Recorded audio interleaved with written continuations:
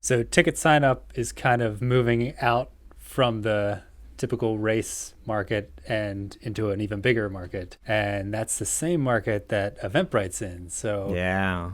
what's the advantage to using TicketSignup versus Eventbrite? Yeah, so Eventbrite is the big gorilla, if you will, in the event ticketing market, and ticket sign up is kind of new.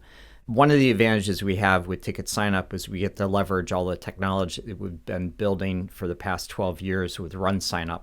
So we kind of come out the door with a whole bunch of technology and actually have feature advantage over them in a number of areas in terms of having a website and having free email and having referral rewards and having this whole integrated type of system that we have.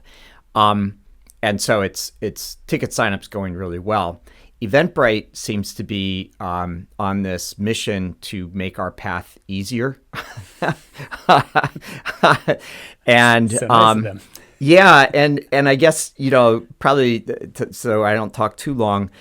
Maybe we can talk about pricing a little bit. If you've watched Eventbrite closely, like I have, because I learn a lot from them and understand how they're approaching business. Our approach to business is quite different than theirs is. If you listen to their quarterly conference calls, they talk about this concept of take rate.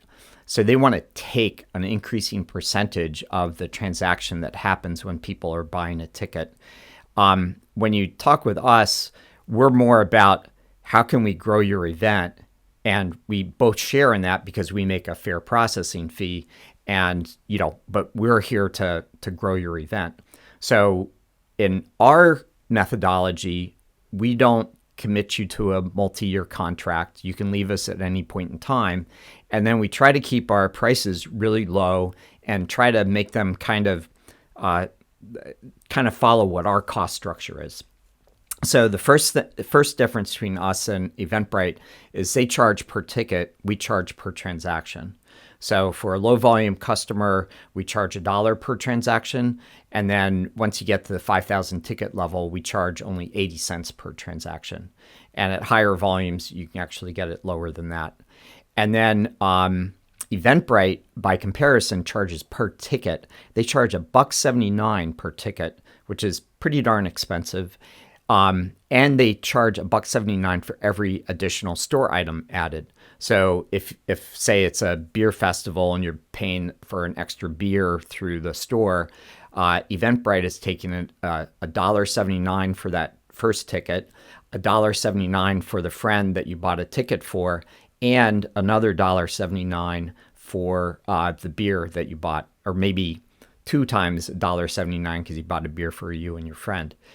We charge $1. In addition, we charge a percentage fee because that's where our cost structure is. So our standard fee is 6%. Again, if you're above 5,000 tickets a year, that's 4.8% across your events. Eventbrite charges 6.6%. Let's take another example. Say you're a really nice person and you're going to buy 10 tickets for a bunch of us to go to the festival. If that festival was on RunSignup, basically what you would do is you would pay $1 for the transaction and then 6% of say the tickets are $10 a piece. So you're going to pay $6 for the 6% times $100, and then you're going to pay $1. So you're going to pay $7 from ticket sign up.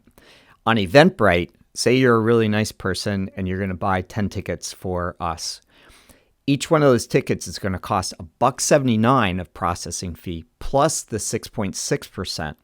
So you're talking about, let's see, at $17.90 because it's 10 times $1.79 plus, what is it, $6.60.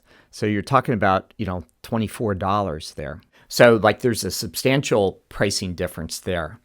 And they had that price rise come in January of 2023, so they could increase their take rate. In September of 2023, Eventbrite introduced new subscription pricing because part of their quote unquote problem is that free events were using them for free.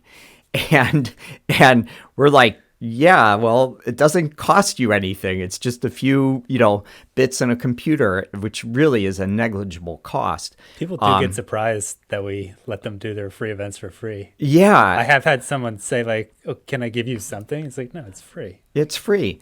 And Eventbrite used to do that. And in September, they switched that. So now you basically have to pay a fee per event. And those fees kind of increase.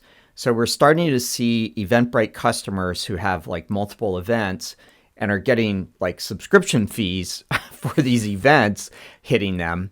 They're kind of finally feeling the impact of the $1.79 per ticket and per store item. And they're finally feeling the cost of the high percentage rate. Basically, what Eventbrite is doing is they're like, and oh, by the way, they charge for things like email.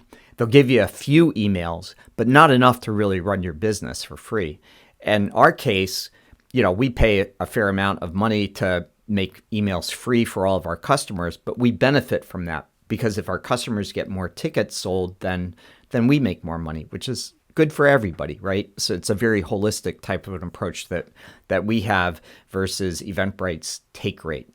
And the cost differences are kind of amazing. It's like it winds up being almost double in many cases.